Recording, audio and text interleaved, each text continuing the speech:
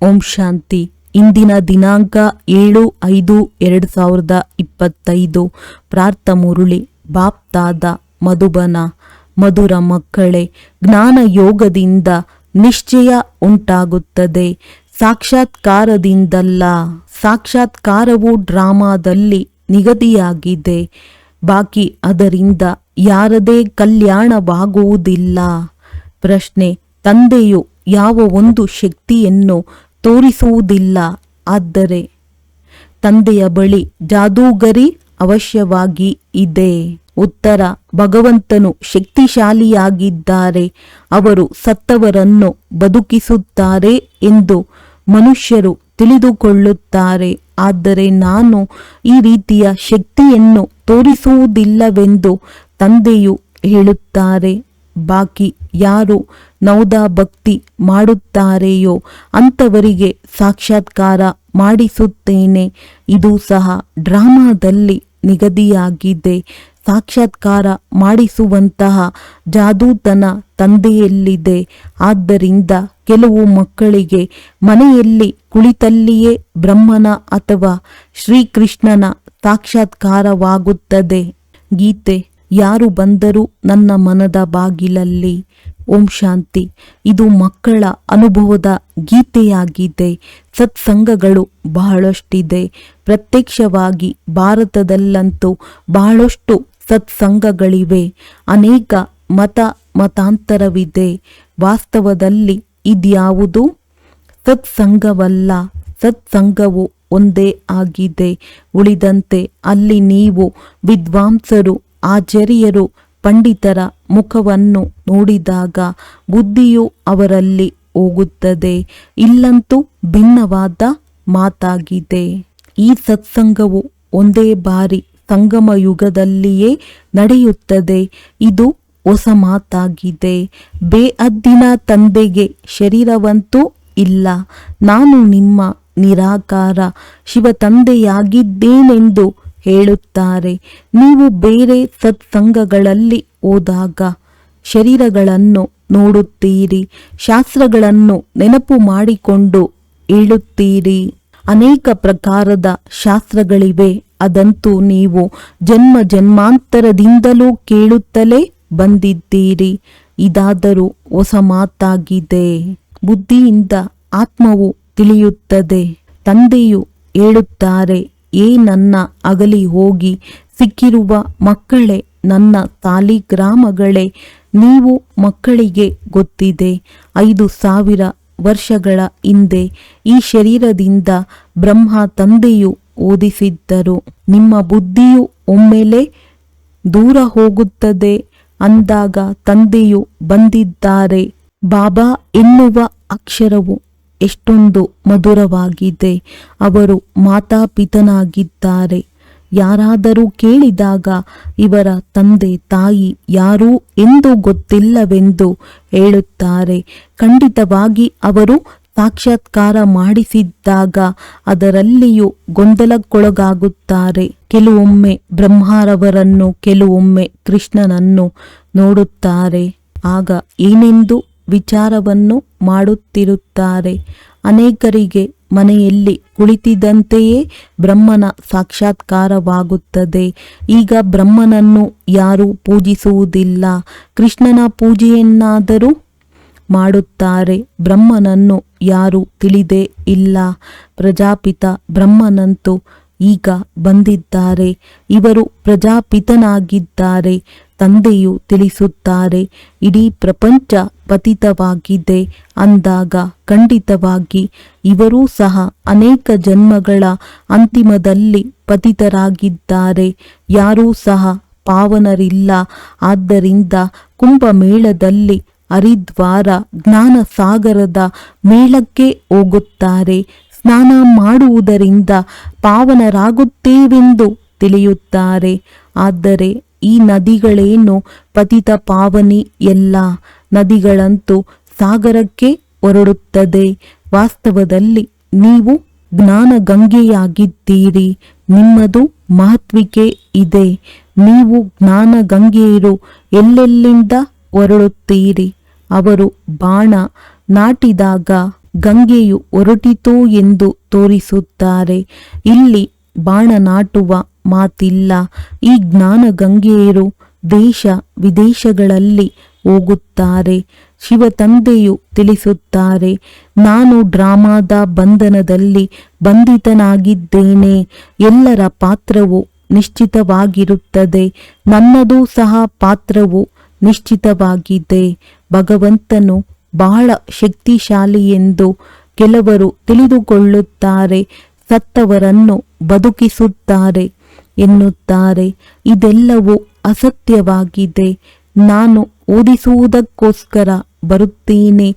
ಉಳಿದಂತೆ ಶಕ್ತಿಯನ್ನೇನು ತೋರಿಸಲಿ? ಸಾಕ್ಷಾತ್ಕಾರದ್ದು ಸಹ ಜಾದೂತನವಿದೆ. ನೌದಾ ಭಕ್ತಿಯನ್ನು ಮಾಡುತ್ತಾರೆ. ಆಗ ನಾನು ಸಾಕ್ಷಾತ್ಕಾರ ಮಾಡಿಸುತ್ತೇನೆ. ಹೇಗೆ ಕಾಳಿಯ ರೂಪವನ್ನು ತೋರಿಸುತ್ತಾರೆ, ಅದರ ಮೇಲೆ ಎಣ್ಣೆಯನ್ನು ಸುರಿಯುತ್ತಾರೆ. ಈಗ ಇಂತಹ ಕಾಳಿಯೇನು ಇರುವುದಿಲ್ಲ. ಆದರೆ ಕಾಳಿ ದೇವಿಯ ನೌದಾ ಭಕ್ತಿಯನ್ನು ಬಹಳ ಮಾಡುತ್ತಾರೆ. ವಾಸ್ತವದಲ್ಲಿ ಜಗದಂಬೆಯೇ ಕಾಳಿಯಾಗಿರುತ್ತಾಳೆ. ಕಾಳಿಯ ಈ ರೀತಿಯ ರೂಪವಂತೂ ಇಲ್ಲ. ಆದರೆ ನೌದಾ ಭಕ್ತಿಯನ್ನು ಮಾಡುವುದರಿಂದ ತಂದೆಯು ಭಾವನೆಗೆ ಫಲವನ್ನು ಕೊಡುತ್ತಾರೆ. ಕಾಮಚಿತೆಯ ಮೇಲೆ ಕುಳಿತುಕೊಂಡಿದ್ದರಿಂದ ಕಪ್ಪಾದೆವು. ಈಗ ಜ್ಞಾನಚಿತೆಯ ಮೇಲೆ ಕುಳಿತುಕೊಂಡು ಸುಂದರರಾಗುತ್ತೇವೆ. ಯಾವ ಕಾಳಿ ಈಗ ಜಗದಂಬೆಯಾಗಿರುತ್ತಾಳೆ, ಅವಳು ಸಾಕ್ಷಾತ್ಕಾರವನ್ನು ಹೇಗೆ ಮಾಡಿಸುತ್ತಾಳೆ? ಅವಳಂತೂ ಈಗ ಬಹಳ ಜನ್ಮಗಳ ಅಂತ್ಯದಲ್ಲಿಯೂ ಅಂತಿಮ ಜನ್ಮದಲ್ಲಿದ್ದಾಳೆ. ಈಗಂತೂ ದೇವತೆಗಳಿಲ್ಲ ಎಂದಾಗ ಅವರೇನು ಸಾಕ್ಷಾತ್ಕಾರ ಮಾಡಿಸಲು ಸಾಧ್ಯ? ಸಾಕ್ಷಾತ್ಕಾರದ ಬೀಗದ ಕೈ ಈಗ ನನ್ನ ಕೈಯಲ್ಲಿದೆ ಎಂದು ತಂದೆಯು ತಿಳಿಸುತ್ತಾರೆ. ಅಲ್ಪ ಕಾಲಕ್ಕಾಗಿ ಭಾವನೆಯನ್ನು ಈಡೇರಿಸಲು ಸಾಕ್ಷಾತ್ಕಾರ ಮಾಡಿಸುತ್ತೇನೆ. ಆದರೆ ಅವರ್ಯಾರೂ ನನ್ನೊಂದಿಗೆ ಮಿಲನ ಮಾಡಲು ಸಾಧ್ಯವಿಲ್ಲ. ಒಂದು ಕಾಳಿಯ ಉದಾಹರಣೆಯನ್ನು ಕೊಡಲಾಗಿದೆ. ಈ ರೀತಿ ಹನುಮಂತ, ಗಣೇಶ ಮುಂತಾದವರು ಇದ್ದಾರೆ. ಒಂದು ವೇಳೆ ಸಿಖ್ಖರು ಗುರುನಾನಕರದ್ದು ಬಹಳ ಭಕ್ತಿ ಮಾಡಿದ್ದಲ್ಲಿ ಅವರಿಗೂ ಸಾಕ್ಷಾತ್ಕಾರವಾಗುತ್ತದೆ. ಆದರೆ ಅವರು ಕನಿಷ್ಠ ಮಟ್ಟಕ್ಕೆ ಇಳಿಯುತ್ತಾರೆ. ನೋಡಿ, ಇವರು ಗುರುನಾನಕರ ಭಕ್ತಿಯನ್ನು ಮಾಡುತ್ತಿದ್ದಾರೆಂದು ತಂದೆಯು ಮಕ್ಕಳಿಗೆ ತಿಳಿಸುತ್ತಾರೆ. ಆದರೂ ಸಾಕ್ಷಾತ್ಕಾರವನ್ನಂತೂ ನಾನೇ ಮಾಡಿಸುತ್ತೇನೆ. ಅವರು ಹೇಗೆ ಸಾಕ್ಷಾತ್ಕಾರ ಮಾಡಿಸಲು ಸಾಧ್ಯ? ಅವರ ಬಳಿ ಸಾಕ್ಷಾತ್ಕಾರ ಮಾಡಿಸಲು ಸಾಧ್ಯ ಮಾಡಿಸುವ ಬೀಗದ ಕೈ ಇಲ್ಲ. ಈ ತಂದೆಯು ಬ್ರಹ್ಮ ಹೇಳುತ್ತಾರೆ, ನನಗೆ ವಿನಾಶ ಸ್ಥಾಪನೆಯ ಸಾಕ್ಷಾತ್ಕಾರವು ಆ ತಂದೆಯು ಶಿವ ತಂದೆ ಮಾಡಿಸಿದ್ದರು. ಆದರೆ ಸಾಕ್ಷಾತ್ಕಾರದಿಂದ ಯಾರದೇ ಕಲ್ಯಾಣವಾಗುವುದಿಲ್ಲ. ಈ ರೀತಿಯಂತೂ ಅನೇಕರಿಗೆ ಸಾಕ್ಷಾತ್ಕಾರಗಳಾಗುತ್ತಿದ್ದವು.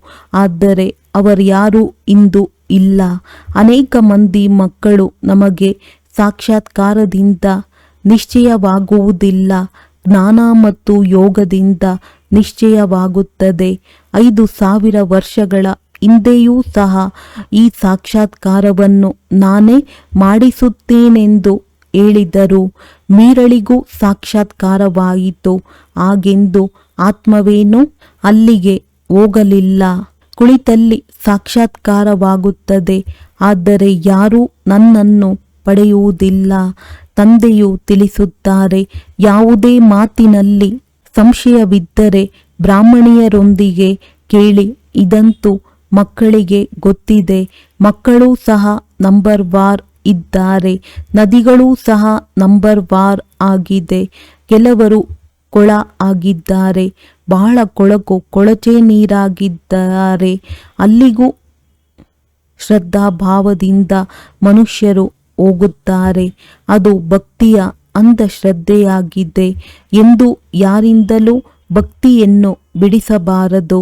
ಯಾವಾಗ ಜ್ಞಾನಕ್ಕೆ ಬರುತ್ತಾರೆಯೋ ಆಗ ಭಕ್ತಿಯು ತಾನಾಗಿಯೇ ಬಿಟ್ಟು ಹೋಗುತ್ತದೆ. ತಂದೆಯು ಬ್ರಹ್ಮ ಸಹ ನಾರಾಯಣನ ಭಕ್ತನಾಗಿದ್ದರು. ಚಿತ್ರದಲ್ಲಿ ಲಕ್ಷ್ಮಿಯ ದಾಸಿಯಾಗಿ ನಾರಾಯಣನ ಕಾಲನ್ನು ಒತ್ತುವುದನ್ನು ನೋಡಿದ್ದರು. ಆಗ ಅದು ಅವರಿಗೆ ಸ್ವಲ್ಪವೂ ಇಷ್ಟವಾಗಲಿಲ್ಲ. ಸತ್ಯಯುಗದಲ್ಲಿ ಈ ರೀತಿ ಇರುವುದಿಲ್ಲ.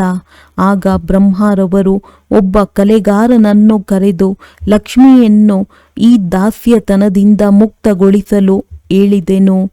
ಬಾಬಾ ಬ್ರಹ್ಮ ಭಕ್ತನಂತೂ ಆಗಿದ್ದರು, ಆದರೆ ಜ್ಞಾನವೂ ಸಹ ಸ್ವಲ್ಪ ಇತ್ತು. ಎಲ್ಲರೂ ಭಕ್ತರಾಗಿದ್ದಾರೆ. ನಾವೀಗ ತಂದೆಯ ಮಕ್ಕಳು, ಮಾಲೀಕರಾಗಿ ಬಿಟ್ಟಿದ್ದೇವೆ. ಮಕ್ಕಳನ್ನು ಬ್ರಹ್ಮಾಂಡದ ಮಾಲೀಕರನ್ನಾಗಿ ಮಾಡುತ್ತಾರೆ. ನಿಮಗೆ ರಾಜ್ಯ ಭಾಗ್ಯವನ್ನು ಕೊಡುತ್ತೇನೆ ಅಂದಾಗ ಇಂತಹ ತಂದೆಯನ್ನು ನೋಡಿರುವಿರಾ ಎಂದು ಕೇಳುತ್ತಾರೆ. ಆ ತಂದೆಯನ್ನು ಪೂರ್ಣ ನೆನಪು ಮಾಡಬೇಕಾಗಿದೆ. ಅವರನ್ನು ನೀವು ಈ ಕಣ್ಣುಗಳಿಂದ ನೋಡಲು ಸಾಧ್ಯವಿಲ್ಲ. ಅವರೊಂದಿಗೆ ಯೋಗವನ್ನು ಜೋಡಿಸಬೇಕು. ಯೋಗ ಮತ್ತು ಜ್ಞಾನವು ಬಹಳ ಸಹಜವಾಗಿದೆ. ಬೀಜ ಮತ್ತು ವೃಕ್ಷವನ್ನು ತಿಳಿದುಕೊಳ್ಳಬೇಕು.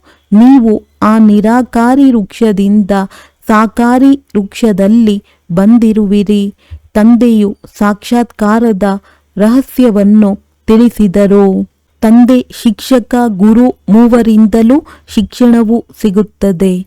ಈಗ ತಂದೆಯು ತಿಳಿಸುತ್ತಾರೆ, ನಾನು ನಿಮಗೆ ಈ ರೀತಿ ಶಿಕ್ಷಣವನ್ನು ಕೊಡುತ್ತೇನೆ, ಇಂತಹ ಕರ್ಮವನ್ನು ಕಲಿಸುತ್ತೇನೆ, ಯಾವುದರಿಂದ ನೀವು 21 ಜನ್ಮಗಳಲ್ಲಿ ಸದಾ ಸುಖಿಯಾಗಿರುತ್ತೀರಿ. ಶಿಕ್ಷಕ ಶಿಕ್ಷಣವನ್ನು ಕೊಡುತ್ತಾರಲ್ಲವೇ, ಗುರುಗಳು ಸಹ ಪವಿತ್ರರಾಗುವ ಶಿಕ್ಷಣವನ್ನು ಕೊಡುತ್ತಾರೆ ಅಥವಾ ಕಥೆಗಳನ್ನು ಹೇಳುತ್ತಾರೆ. ಆದರೆ ಧಾರಣೆಯಂತೂ ಸ್ವಲ್ಪವೂ ಇರುವುದಿಲ್ಲ. ಇಲ್ಲಂತೂ ತಂದೆಯು ಅಂತಿಮ ಮತಿ ಸೋಗತಿ ಎಂದು ತಿಳಿಸುತ್ತಾರೆ. ಮನುಷ್ಯರು ಶರೀರ ಬಿಡುವ ಸಮಯದಲ್ಲಿ ರಾಮ ರಾಮನೆಂದು ಹೇಳಿ ಎಂದು ಹೇಳುತ್ತಾರೆ. ಈಗ ಬುದ್ಧಿಯು ಆ ಕಡೆ ಹೋಗುತ್ತದೆ. ನಿಮ್ಮದು ಈಗ ಸಾಕಾರದಿಂದ ಯೋಗವು ತುಂಡಾಗಿದೆ ಎಂದು ತಂದೆಯು ತಿಳಿಸುತ್ತಾರೆ. ಈಗ ನಾನು ನಿಮಗೆ ಬಹಳ ಒಳ್ಳೆಯ ಕರ್ಮವನ್ನು ಕಲಿಸುತ್ತೇನೆ. ಶ್ರೀಕೃಷ್ಣನ ಚಿತ್ರವನ್ನು ನೋಡಿ ಹಳೆಯ ಪ್ರಪಂಚವನ್ನು ಕಾಲಿನಿಂದ ಒದೆಯುತ್ತಾ ಮತ್ತು ಹೊಸ ಪ್ರಪಂಚದಲ್ಲಿ ಬರುತ್ತಾನೆ. ನೀವೀಗ ಹಳೆಯ ಪ್ರಪಂಚವನ್ನು ಒದೆಯುತ್ತಾ ಹೊಸ ಪ್ರಪಂಚದಲ್ಲೇ ಬರುತ್ತೀರಿ. ಅಂದಾಗ ನಿಮ್ಮ ಕಾಲು ನರಕದ ಕಡೆ, ಮುಖವು ಸ್ವರ್ಗದ ಕಡೆ ಇರಬೇಕು. ಸ್ಮಶಾನದ ಒಳಗೆ ಹೋಗುವಾಗ ಶವದ ಮುಖವನ್ನು ಸ್ಮಶಾನದ ಕಡೆ ತಿರುಗಿಸುತ್ತಾರೆ, ಕಾಲನ್ನು ಊರಿನ ಕಡೆ ತಿರುಗಿಸುತ್ತಾರೆ. ಅಂದಾಗ ಈ ಚಿತ್ರವನ್ನು ಈ ರೀತಿ ಬಿಡಿಸಬೇಕು. ಮೊಮ್ಮ ಬಾಬಾ ಮತ್ತು ನೀವು ಮಕ್ಕಳು, ನೀವಂತೂ ಮೊಮ್ಮ ಬಾಬಾರವರನ್ನು ಅನುಸರಿಸಬೇಕು. ಯಾವುದರಿಂದ ಅವರ ಗದ್ದುಗೆಯಲ್ಲಿ ನೀವು ಕುಳಿತುಕೊಳ್ಳಬಹುದು. ರಾಜನ ಮಕ್ಕಳಿಗೆ ರಾಜಕುಮಾರ ರಾಜಕುಮಾರಿ ಎಂದು ಹೇಳಲಾಗುತ್ತದೆ. ನಿಮಗೆ ಗೊತ್ತಿದೆ, ನಾವು ಭವಿಷ್ಯದಲ್ಲಿ ರಾಜಕುಮಾರ ರಾಜಕುಮಾರಿಯಾಗುತ್ತೇವೆ. ಇಂತಹ ಕರ್ಮಗಳನ್ನು ಕಲಿಸುವ ಯಾವುದಾದರೂ ತಂದೆ, ಶಿಕ್ಷಕ, ಗುರು ಇದ್ದಾರೆಯೇ?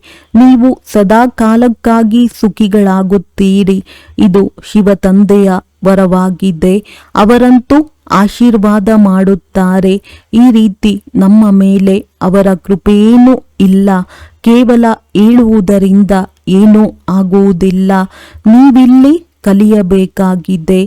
ಕೇವಲ ಆಶೀರ್ವಾದದಿಂದ ನೀವು ಆಗುವುದಿಲ್ಲ. ಅವರ ಮತದಂತೆ ನಡೆಯಬೇಕು. ಜ್ಞಾನ ಯೋಗದ ಧಾರಣೆ ಮಾಡಬೇಕು. ಬಾಯಿಯಿಂದ ರಾಮ ರಾಮ ಎಂದು ಹೇಳುವುದು ಶಬ್ದದಲ್ಲಿ ಬರುವುದಾಗಿದೆ ಎಂದು ತಂದೆಯು ತಿಳಿಸುತ್ತಾರೆ. ನೀವಂತೂ ಶಬ್ದದಿಂದ ದೂರ ಹೋಗಬೇಕಾಗಿದೆ, ಶಾಂತವಾಗಿರಬೇಕಾಗಿದೆ. ಬಹಳ ಒಳ್ಳೊಳ್ಳೆಯ ಆಟಗಳು ಇರುತ್ತವೆ. ಅವಿದ್ಯಾವಂತರನ್ನು ಬುದ್ಧುಗಳೆಂದು ಹೇಳಲಾಗುತ್ತದೆ. ಈಗ ಎಲ್ಲವನ್ನೂ ಮರೆತು ನೀವು ಸಂಪೂರ್ಣ ಬುದ್ಧುಗಳಾಗಿ ಎಂದು ತಂದೆಯು ಹೇಳುತ್ತಾರೆ. ನಾನೇನು ನಿಮಗೆ ಮತವನ್ನು ಕೊಡುತ್ತೀನೆಯೋ ಅದರಂತೆ ನಡೆಯಿರಿ. ಪರಮಧಾಮದಲ್ಲಿ ನೀವೆಲ್ಲ ಆತ್ಮಗಳು ಅಶರೀರಿಯಾಗಿರುತ್ತೀರಿ. ನಂತರ ಇಲ್ಲಿ ಶರೀರವನ್ನು ಪಡೆದಾಗ ಜೀವಾತ್ಮ ಎಂದು ಹೇಳಲಾಗುವುದು. ನಾನು ಒಂದು ಶರೀರವನ್ನು ಬಿಟ್ಟು ಇನ್ನೊಂದು ಶರೀರವನ್ನು ಪಡೆಯುತ್ತೇನೆಂದು ಆತ್ಮವು ಹೇಳುತ್ತದೆ. ಅಂದಾಗ ತಂದೆಯು ಹೇಳುತ್ತಾರೆ, ನಾನು ನಿಮಗೆ ಫಸ್ಟ್ ಕ್ಲಾಸ್ ಕರ್ಮವನ್ನು ಕಲಿಸುತ್ತೇನೆ. ಶಿಕ್ಷಕ ಓದಿಸುತ್ತಾರೆ. ಇದರಲ್ಲಿ ಶಕ್ತಿಯ ಮಾತೇನಿದೆ? ಸಾಕ್ಷಾತ್ಕಾರ ಮಾಡಿಸುತ್ತಾರೆ. ಇದಕ್ಕೆ ಜಾದೂವೆಂದು ಹೇಳುತ್ತಾರೆ.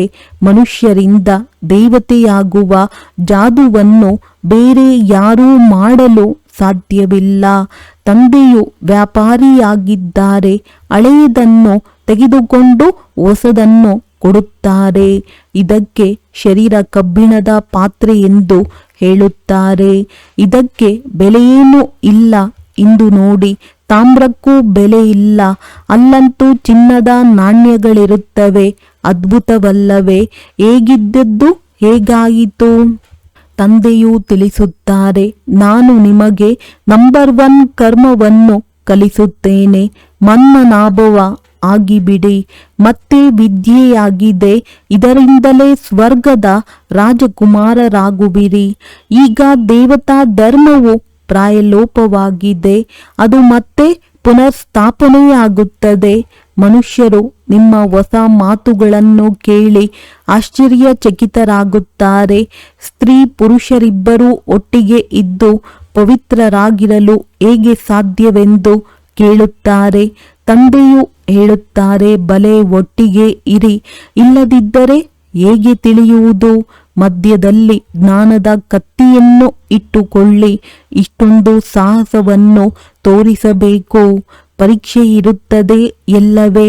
ಅಂದಾಗ ಮನುಷ್ಯರು ಈ ಮಾತುಗಳಿಂದ ಆಶ್ಚರ್ಯಚಕಿತರಾಗುತ್ತಾರೆ. ಏಕೆಂದರೆ ಶಾಸ್ತ್ರಗಳಲ್ಲಿಯೂ ಈ ಮಾತುಗಳಿರುವುದಿಲ್ಲ. ಇಲ್ಲಂತೂ ನಿಜ ಜೀವನದಲ್ಲಿ ಪರಿಶ್ರಮ ಪಡಬೇಕಾಗಿದೆ. ಗಂಧರ್ವ ವಿವಾಹದ ಮಾತು ಇಲ್ಲಿಯದ್ದಾಗಿದೆ. ಈಗ ನೀವು ಪವಿತ್ರರಾಗುತ್ತೀರಿ. ಆದ್ದರಿಂದ ಧೈರ್ಯವನ್ನು ತೋರಿಸಿ ಎಂದು ತಂದೆಯು ಹೇಳುತ್ತಾರೆ. ಸನ್ಯಾಸಿಗಳ ಮುಂದೆ ಪ್ರತ್ಯಕ್ಷ ಪ್ರಮಾಣವನ್ನು ತೋರಿಸಬೇಕು. ಸಮರ್ಥ ತಂದೆಯೇ ಇಡೀ ಪ್ರಪಂಚವನ್ನು ಪಾವನಗೊಳಿಸುತ್ತಾರೆ. ಒಂದು ಜನ್ಮವು ತಂದೆಯ ಆಜ್ಞೆಯ ಅನುಸಾರ ಪವಿತ್ರರಾಗುವುದರಿಂದ ಬಹಳಷ್ಟು ಪ್ರಾಪ್ತಿ ಇರುವುದು. ಯೋಗ ಮತ್ತು ಜ್ಞಾನದಿಂದ 21 ಜನ್ಮಗಳಲ್ಲಿ ಆರೋಗ್ಯವಂತರಾಗುತ್ತೀರಿ. ಇದರಲ್ಲಿ ಪರಿಶ್ರಮವಿದೆಯಲ್ಲವೇ? ನೀವು ಶಕ್ತಿ ಸೇನೆಯಾಗಿದ್ದೀರಿ. ಮಾಯೆಯ ಮೇಲೆ ವಿಜಯ ಪಡೆದು ಜಗಜ್ಜೀತರಾಗುವಿರಿ. ಎಲ್ಲರೂ ಆಗುತ್ತಾರೆಯೇ?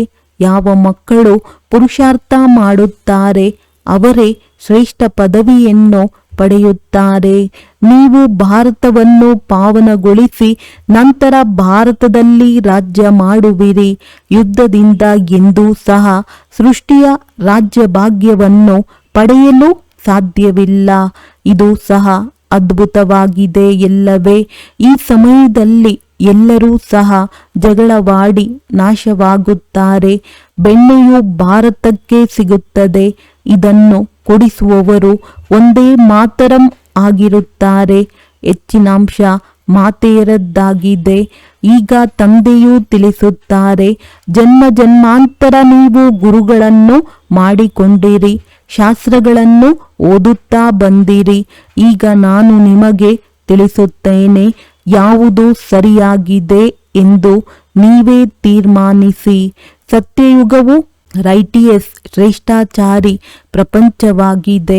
ಮಾಯೆಯು ಇದನ್ನು ಭ್ರಷ್ಟಾಚಾರಿಯನ್ನಾಗಿ ಮಾಡಿಸುತ್ತದೆ.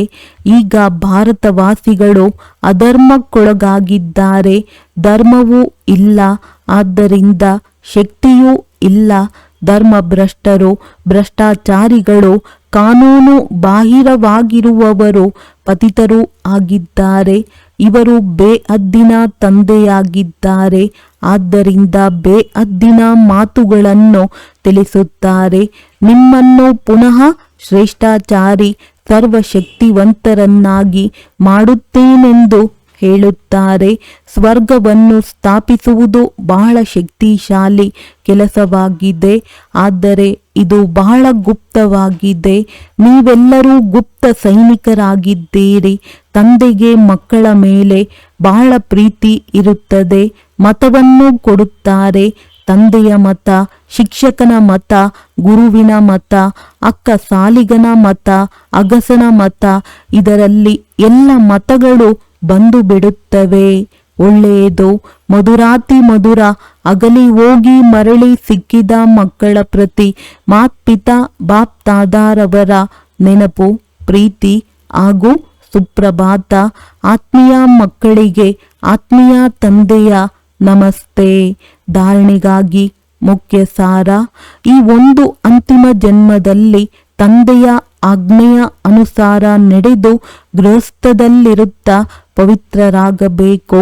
ಇದರಲ್ಲಿ ಬಹಳ ಸಾಹಸವನ್ನು ತೋರಿಸಬೇಕು. ಶ್ರೀಮತದಂತೆ ಸದಾ ಶ್ರೇಷ್ಠ ಕರ್ಮವನ್ನು ಮಾಡಬೇಕು. ಶಬ್ದದಿಂದ ದೂರ ಹೋಗಬೇಕು. ಏನೆಲ್ಲ ಓದಿದ್ದೀರಿ ಅಥವಾ ಕೇಳಿದ್ದೀರಿ ಅದನ್ನು ಮರೆತು ತಂದೆಯನ್ನು ನೆನಪು ಮಾಡಬೇಕು. ವರದಾನ: ಪರಿಸ್ಥಿತಿಗಳನ್ನು ಒಳ್ಳೆಯದಕ್ಕಾಗಿ ಎಂದು ತಿಳಿದು ತಮ್ಮ ನಿಶ್ಚಯದ ಅಡಿಪಾಯವನ್ನು ಶಕ್ತಿಶಾಲಿ ಮಾಡುವಂತಹ ಅಚಲ ಅಡೋಲ ಭವ. ಎಂತಹದ್ದೇ ಪರಿಸ್ಥಿತಿ ಬರಲಿ ಅದರಿಂದ ನೀವು ಜಂಪ್ ಹಾಕಿಬಿಡಿ, ಏಕೆಂದರೆ ಪರಿಸ್ಥಿತಿಗಳು ಬರುವುದೂ ಸಹ ಒಳ್ಳೆಯದಕ್ಕಾಗಿ. ಈ ನಿಶ್ಚಯ ಅಡಿಪಾಯವನ್ನು ಶಕ್ತಿಶಾಲಿ ಮಾಡುವಂತಹ ಸಾಧನವಾಗಿದೆ.